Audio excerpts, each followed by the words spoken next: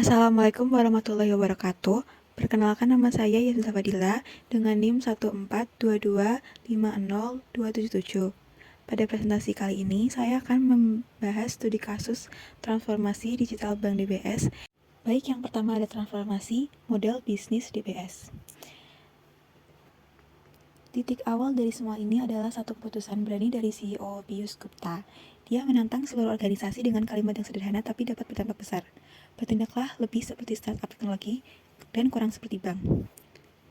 Dan hal yang menarik, untuk mewujudkan itu, manajemen DBS itu tidak pergi belajar ke bank-bank lain yang lebih canggih, melainkan mereka pergi belajar ke Google, Amazon, dan Netflix.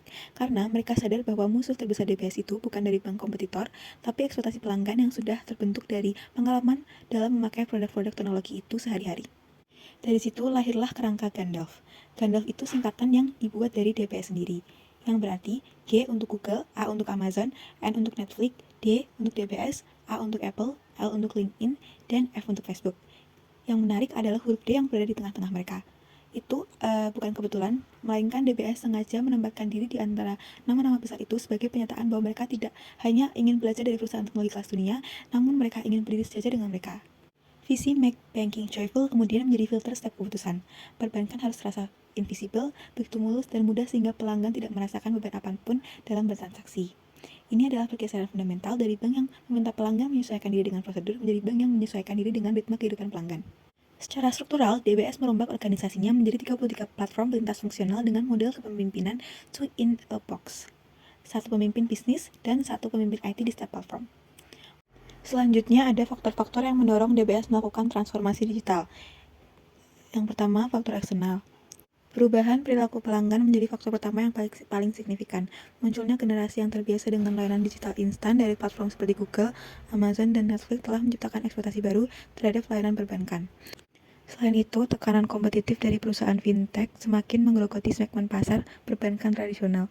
Kemunculan digital wallets, platform peer-to-peer lending, dan neobank yang menawarkan layanan lebih cepat, lebih murah, dan lebih personal membuat DBS menyadari bahwa jika tidak berinovasi, mereka beresiko kehilangan relevansi di pasar. Dari sisi teknologi, perkembangan akseleratif dalam kecerdasan buatan atau AI, cloud computing, big data analytics, dan microservice membuka peluang besar untuk menciptakan model operasional yang jauh lebih efisien dan personal dibandingkan model bank konvensional. Dan teknologi-teknologi ini bukan lagi sesuatu yang eksklusif bagi perusahaan rintisan, melainkan sudah dapat diakses dan diadopsi oleh institusi besar seperti DBS. Kemudian ada faktor internalnya. Yang pertama, kepemimpinan visioner dari CEO Piyush Gupta memainkan peran yang sangat sentral. Sebagai change agent, Gupta tidak hanya mencanangkan visi, tetapi secara konsisten mendorong perubahan budaya dan memastikan investasi dalam kapabilitas digital menjadi prioritas strategis jangka panjang organisasi. DBS juga menghadapi kesadaran akan keterbatasan sistem lama yang tidak lagi mampu bersaing dengan kecepatan dan fleksibilitas yang dibutuhkan di era digital. Yang membedakan DBS dari bank lainnya adalah orientasi pada pertumbuhan jangka panjang yang dipegang teguh oleh manajemennya. Selanjutnya ada evaluasi strategi digital yang diterapkan oleh DBS. Yang pertama ada strategi Platform Based Operating Model. DBS membangun 33 platform yang masing-masing selaras dengan segmen dan produk tertentu. Jadi setiap platform mempunyai akuntabilitas penuh atas segmen bisnis tertentu dan dipimpin dengan model two-in-a-box yang tadi sudah dibahas. Selain itu, DBS juga mempunyai program Managing Through Journey. Mereka memetakan lebih dari 60 customer journey secara menyeluruh dan masing-masing dipimpin oleh pemimpin senior. Kemudian dari sisi teknisnya, DBS beralih ke arsitektur microservice dan migrasi cloud secara masif.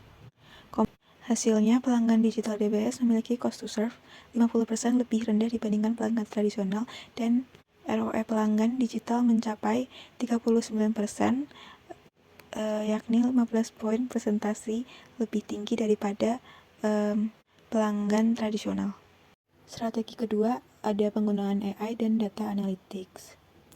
Strategi kedua ini kuncinya ada di platform yang mereka namakan ALAN atau AI Deployment Platform. Sebelum adanya platform ALAN ini, waktu yang dibutuhkan untuk mendeploy solusi AI bisa mencapai 18 bulan, sebuah hambatan besar yang membuat DBS lambat dalam berinovasi. Dengan Alan, waktu tersebut berhasil dipangkas menjadi kurang dari 5 bulan dengan target akhir hanya beberapa minggu. Kecepatan ini menciptakan apa yang disebut sebagai flywheel effect.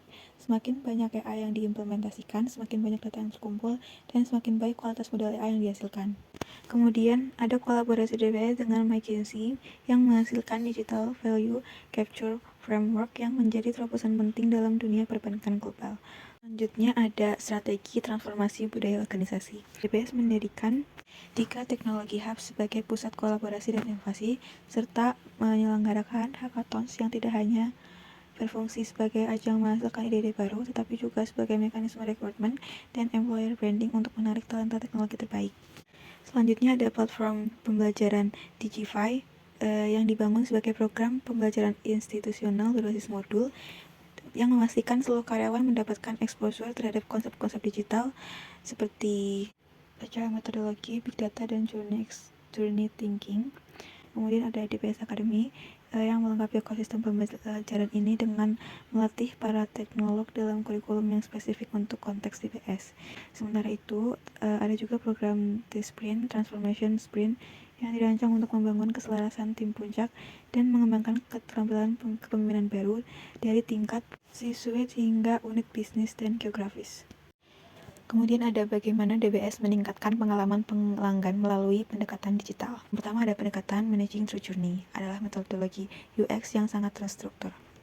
Konsep Invisible Banking merupakan puncak dari keunggulan desain UX ketika layanan bekerja begitu mulus sehingga pelanggan tidak merasakan adanya proses yang rumit di baliknya. Lalu ada Hyper Personalization.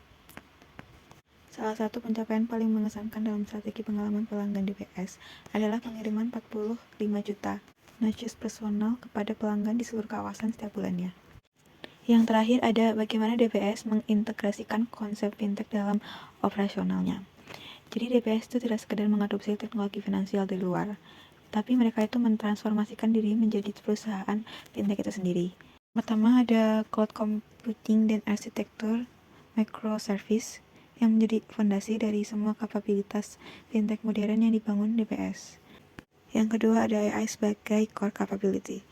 Platform Alan mengindustrialisasi AI sehingga ia bukan fitur tambahan, melainkan tulang punggung operasional, persis seperti yang dilakukan oleh perusahaan fintech terkemuka.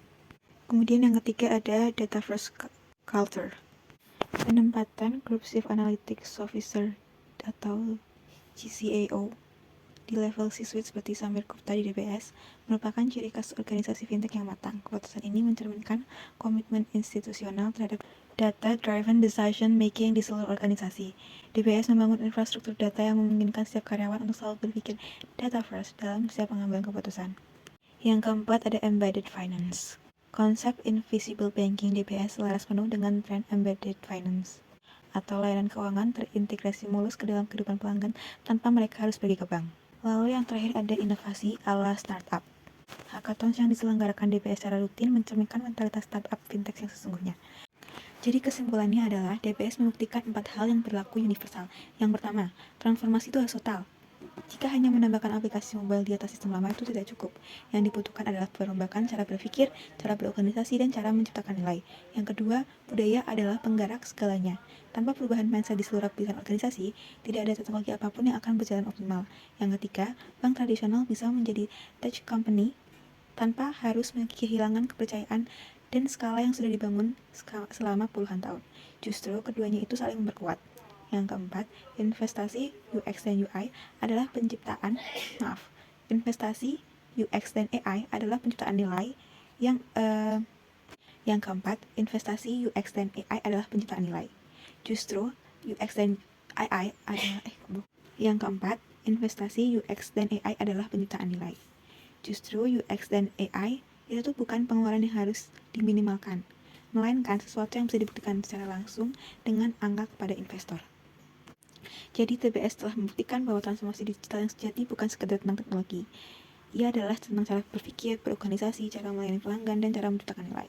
Dengan mengintegrasikan seluruh konsep fintech secara menyeluruh ke dalam operasionalnya, DBS tidak hanya bertahan dari disrupsi digital, tetapi menjadi pemimpin disrupsi itu sendiri. Sekian presentasi dari saya, kurang lebihnya saya mohon maaf. Terima kasih. Wassalamualaikum warahmatullahi wabarakatuh.